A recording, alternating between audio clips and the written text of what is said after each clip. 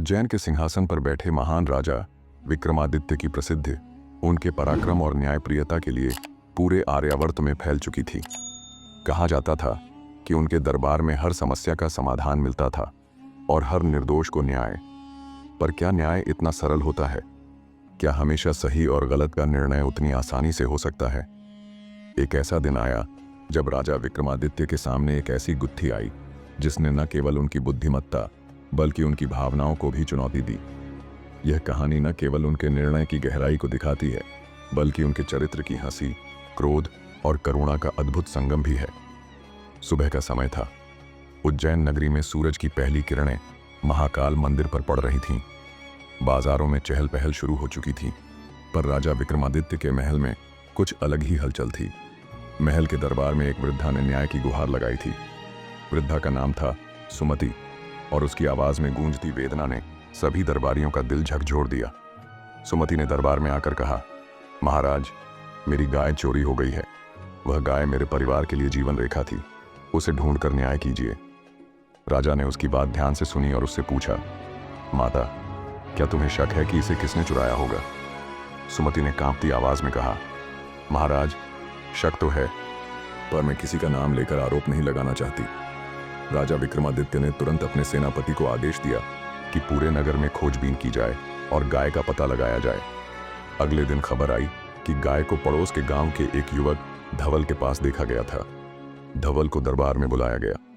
वह एक जवान, आकर्षक युवक था, लेकिन उसकी आंखों में अजीब सी बेचैनी थी।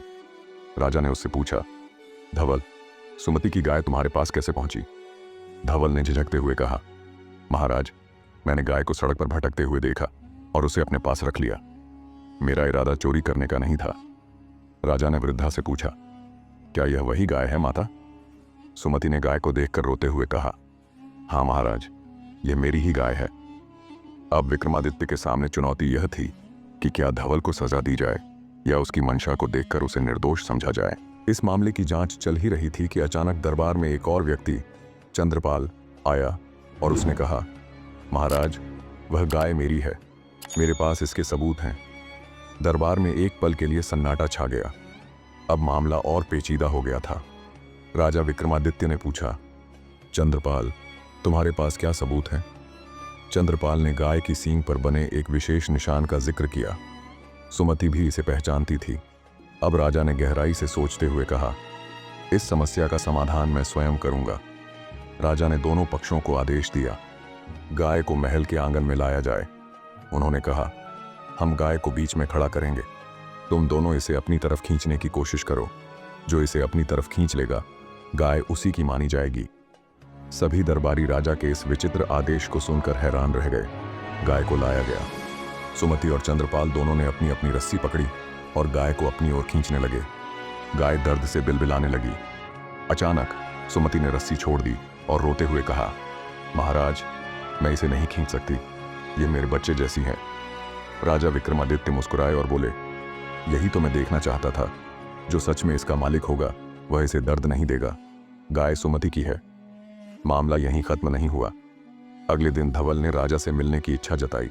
उसने कहा, महाराज, मैंने सच में चोरी नहीं की थी, लेकिन मैं यह भी जानता था कि सुमति की गाय चंद्रपाल ने चुराई थी। मैं उसे बचाने के लिए झूठ बोल रहा था। राजा ने धवल को ध्यान से देखा और पूछा, तुम ऐसा क्यों कर रहे थे? धवल ने सिर झुकाकर कहा, महाराज, चंद्रपाल मेरे बचपन का मित्र है। राजा ने चंद्रपाल को फिर से दरबार में बुलाया और सख्ती से पूछा, सच सच बताओ, गाय तुमने क्यों चुराई? चंद्रपाल ने टूटते हुए कहा, महाराज, मैं कर्ज में डूबा हुआ था। मैंने सोचा कि गाय को बेचकर मैं अपने कर्ज चुका दूंगा।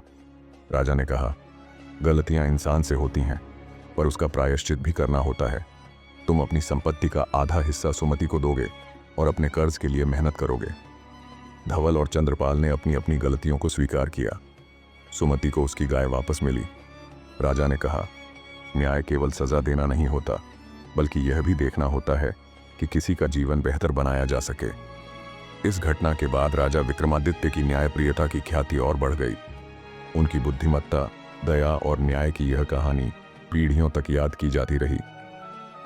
अंततः विक्रमादित्य के न्याय ने यह साबित कर दिया कि सही निर्णय भावनाओं और तथ्यों के संतुलन से होता है।